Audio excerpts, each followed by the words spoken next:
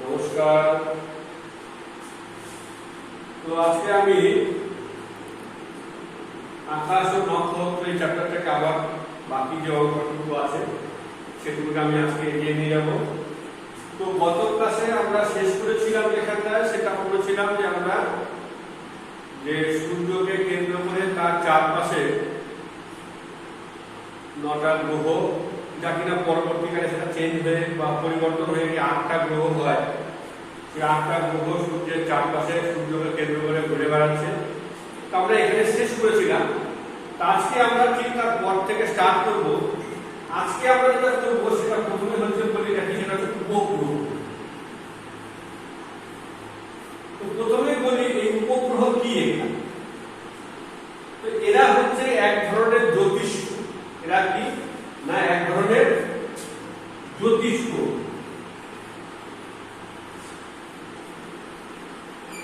এরা এক ধরনের কি না, জ্যোতিষ্ক।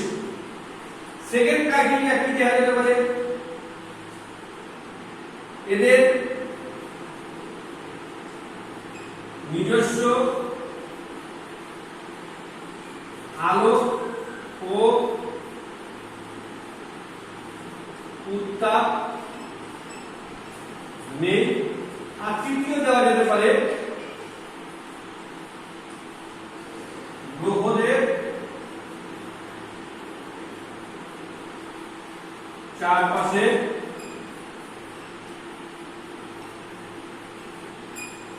প্রদক্ষিণ করে। তাহলে এগুলো হচ্ছে কি উপগ্রহের বৈশিষ্ট্য।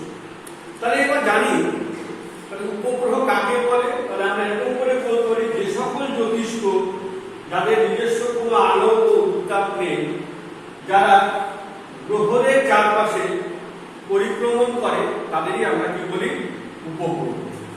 তাহলে মোটামুটি আমরা উপগ্রহ সম্বন্ধে ধারণা পেয়ে গেলাম কি না, এরা নিজস্ব কিছুই নেই, না আলো আছে না উত্তাপ আছে, আর এরা কি করে না গ্রহদের চারপাশে এরা ঘুরে বেড়ায়।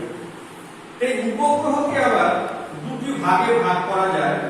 একটা হচ্ছে প্রাকৃতিক উপগ্রহ, একটা প্রাকৃতিক, আর একটা কৃত্রিম। প্রাকৃতিক উপগ্রহ বলতে যেগুলো অটোমেটিক আপনা আপনি যেটা তৈরি হয়েছে সেটা হচ্ছে প্রাকৃতিক। আর কৃত্রিম যেটাকে আমরা বলছি ম্যানমেড বা মানুষের তৈরি, সেগুলোকে আমরা বলছি কৃত্রিম। এই প্রাকৃতিক উপগ্রহ কি কি? প্রাকৃতিক উপগ্রহ যেমন চাঁদ, ফোবস, ডাইমোস ইত্যাদি, এরকম আরো অনেক অসংখ্য আছে। তো ধরতে গেলে মোটামুটি শতাধিক বা 2 শতাধিকের মতো প্রাকৃতিক উপগ্রহ আছে। এবং কৃত্রিম উপগ্রহ, এই কৃত্রিম উপগ্রহ যেমন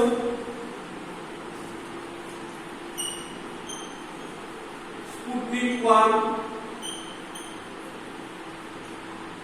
আর্যভট্ট ইত্যাদি, এরকম অনেক আরো নাম আছে, আমি সেগুলো বিষয়টা যাচ্ছি। তো মোটামুটি আমরা একটু জেনে রাখবো যে প্রাকৃতিক উপগ্রহ যেগুলো আপনা আপনি তৈরি হয়েছে, যেগুলো তৈরিতে মানুষের কোনো ভূমিকা, যেটাকে বলছি প্রাকৃতিক উপগ্রহ, যার সংখ্যা হয়তো 200 কিংবা তার বেশি বা তারও বেশি হতে পারে। তার নাম কি কি না, চাঁদ যে কিনা পৃথিবীর একটা উপগ্রহ, ফোবস, ডাইমোস যা হচ্ছে মঙ্গলের উপগ্রহ, ঠিক একই রকম করে বৃহস্পতি, শনি এদের উপগ্রহ আছে। আর কৃত্রিম উপগ্রহ, কৃত্রিম উপগ্রহের সংখ্যা যদি ধরে নেওয়া হয় মোটামুটি প্রায় 4600 মতন বা তারও বেশি কৃত্রিম উপগ্রহ আছে মহাকাশে, যার মধ্যে 2000 এর মতন এখন পর্যন্ত সক্রিয় উপগ্রহ আছে, বাকিগুলো নষ্ট হয়ে গেছে।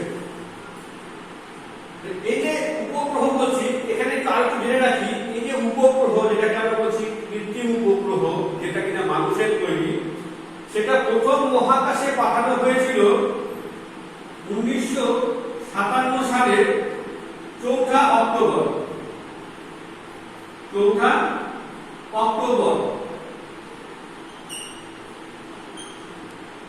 এই তারিখে প্রথম স্পুটনিক 1 মহাকাশে উৎক্ষেপণ করা হয়েছিল। এ হলো উপগ্রহদের সংখ্যা। এবার আসি পৃথিবীর উপগ্রহ। তাহলে পৃথিবীর উপগ্রহ কি না চাঁদ। তাহলে উপগ্রহ সংখ্যাটা আমি আরেকবার জেনে নিই। উপগ্রহ কাকে বলছি? মানে যে সকল জ্যোতিষ্ক যাদের নিজস্ব কোনো আলো ও উত্তাপ নেই, যারা গ্রহদের আলোয় আলোকিত হয় এবং গ্রহদের চারপাশে নক্ষত্রের আলোয় আলোকিত হয় এবং গ্রহদের চারপাশে ঘুরে বেড়ায়, তাদের আমরা উপগ্রহ বলি। তাহলে এমনই একটা প্রাকৃতিক উপগ্রহ হচ্ছে কি চাঁদ, যা কিনা পৃথিবীর একটা উপগ্রহ। এই চাঁদ পৃথিবী থেকে 3,84,000 কিলোমিটার দূরে অবস্থিত।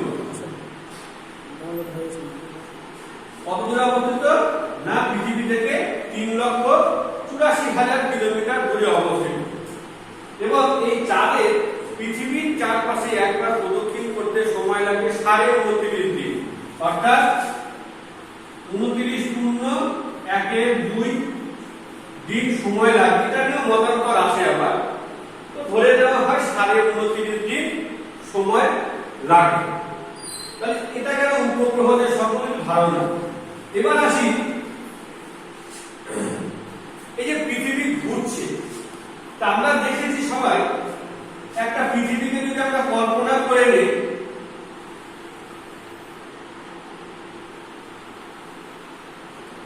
এই একটা পৃথিবী যদি কল্পনা করে নিই, এই পৃথিবী সর্বদা লাটুর মতো ঘুরতে থাকে। একটা পয়েন্টে ফিক্স থেকে কন্টিনিউয়াস কিনা লাটুর মতো পাক খেতে থাকে। এবং এই যে ঘোরা, এই পৃথিবীর ঘোরার গতিটাও হচ্ছে আবার দু রকমের। কি কি? একটা হচ্ছে আহ্নিক গতি, সরেয়া হয় নয় রশ্মি ও আহ্নিক গতি, আর একটা হচ্ছে বার্ষিক গতি। একটা আহ্নিক গতি আর একটা কি না বার্ষিক গতি। এবার এই দুটো সম্বন্ধে জেনে নিই। আহ্নিক গতি কি? অর্থাৎ একটা নির্দিষ্ট জায়গায় স্থির থেকে নিজের অক্ষের চারিদিকে একবার ঘোরাকে বলছি কিনা আহ্নিক গতি। অর্থাৎ এই ধরে এটা একটা পয়েন্ট, এই পয়েন্ট থেকে এখানে স্থির থেকে এখান থেকে এরকম করে ঘুরে আবার এখানে এসে থামলে একবার 24 ঘন্টা সময় লাগে, যেটাকে হয়তো অঙ্কের হিসাবে বলা হয় 23 ঘন্টা 56 মিনিট 4 সেকেন্ড। তো এটা তো মনে রাখা সম্ভব না, বা ক্যালকুলেশন বা গণনার কোনো অসুবিধা হয়, কিন্তু সেটাকে আমরা পুরোপুরি 24 ঘন্টা ধরে নিই। তারপরে পৃথিবীর আবর্তন গতির সময় কত না 24 ঘন্টা, যাকে আমরা কি একদিন বলে চিহ্নিত করি। তাহলে নীল অক্ষের চারপাশে একবার ঘুরে আসতে পৃথিবী কত সময় লাগছে? 24 ঘন্টা। আবার একই রকম করে এই যে নীল অক্ষের চারপাশে এরকম ঘুরতে ঘুরতে ঘুরতে ঘুরতে কি করে এরকম করে ঘুরতে ঘুরতে ঘুরতে ঘুরতে ঘুরতে এই সূর্যের চারপাশে এরকম পুরো একটা কক্ষপথ ঘুরে আসতে সময় লাগে হচ্ছে কত না 365 দিন 6 ঘন্টা। এটাও শর্টে লেখা হলো। এই সময়টার মধ্যে ভাগ আছে 365 দিন 5 ঘন্টা 48 মিনিট 46 সেকেন্ড। গণনার সুবিধার জন্য এটাকে 365 দিন 6 ঘন্টা ধরে নেওয়া হয়। তাহলে বার্ষিক গতি কাকে বলছি না নীল অক্ষের চারিদিকে ঘুরতে ঘুরতে ঘুরতে ঘুরতে সূর্যের চারপাশে একবার প্রদক্ষিণ করতে যে সময় লাগে তাকে আমরা বলছি বার্ষিক গতি। বার্ষিক কেন? এখান থেকে এটাকে আমরা 1 বছর রূপে চিহ্নিত করি। এই 365 দিনকে আমরা কি বলি না 1 বছর বলি। তো এই গেল আহ্নিক গতি এবং বার্ষিক গতি।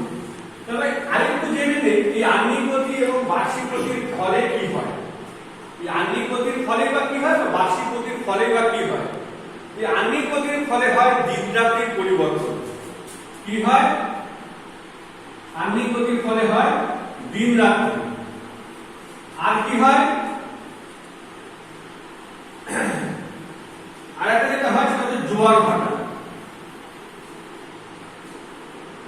জোয়ার ভাটা। এই দুটো হয় হচ্ছে কি না আহ্নিক গতির প্রভাব, দিন রাত্রির পরিবর্তন হচ্ছে, আর কি না জোয়ার ভাটা হচ্ছে।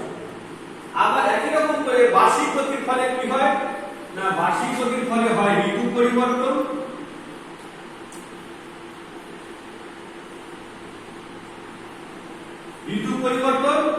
আর কি হয় দিন রাত্রির দৈর্ঘ্যের পার্থক্য।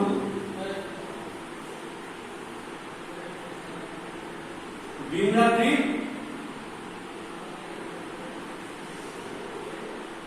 দৈর্ঘ্যের পার্থক্য। এগুলো হচ্ছে আহ্নিক গতির ফলে, এগুলো হচ্ছে বার্ষিক গতির ফলে।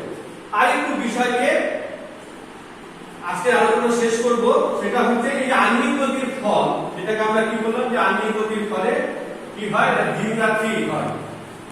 এটা একটা খুব গুরুত্বপূর্ণ প্রশ্ন যে দিন রাত্রি কি করে হয়, পরীক্ষার সাহায্যে প্রমাণ করে, পরীক্ষার সময় থাকতে পারে। প্রথমে দেখিয়ে দিই, আমি একটা পৃথিবী আঁকাবো এখানটা,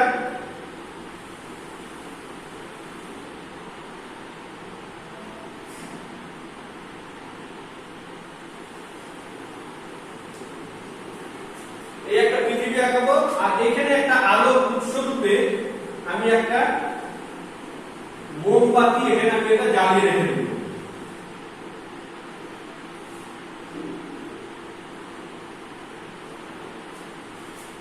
এই যে পৃথিবী, এখানে অনেক এরকম অর্ধবৃত্তাকার রেখা থাকে। তোমরা যদি কোনো সময় তোমাদের বাইরে যদি কোনো গ্লোব থাকে, তোমরা সেই গ্লোবের মধ্যে এগুলো দেখতে পাবে, বা এগুলো যখন আরো খুব বড় কাছে যখন উঠবে তখন এই বিষয়গুলো সম্বন্ধে আরেকটু বেশি করে জানবে। এরকমও থাকে, তার মধ্যে এটা হচ্ছে মূল, আবার ঠিক এই বরাবর থাকে।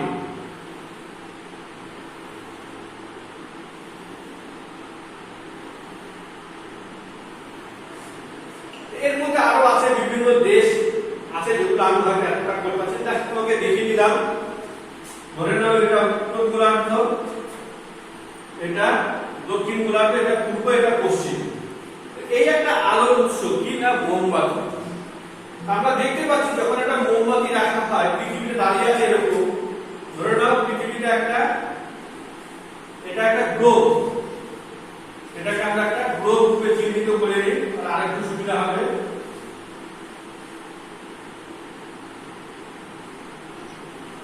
যার কিনা স্ক্যান হচ্ছে এটা, এই স্ক্যানের মধ্যে ফিক্সড হয়ে আছে।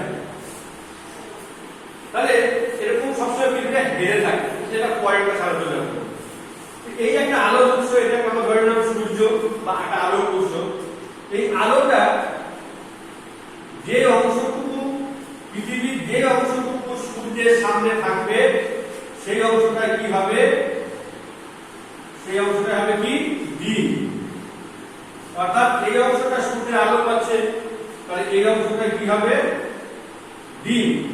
আর যেহেতু এই অংশটা কি হচ্ছে না পৃথিবীর আলো আসছে না, এই অংশটা পৃথিবীর আলো হচ্ছে এসে পৌঁছাচ্ছে না, তাহলে এই অংশটা কি হবে রাত।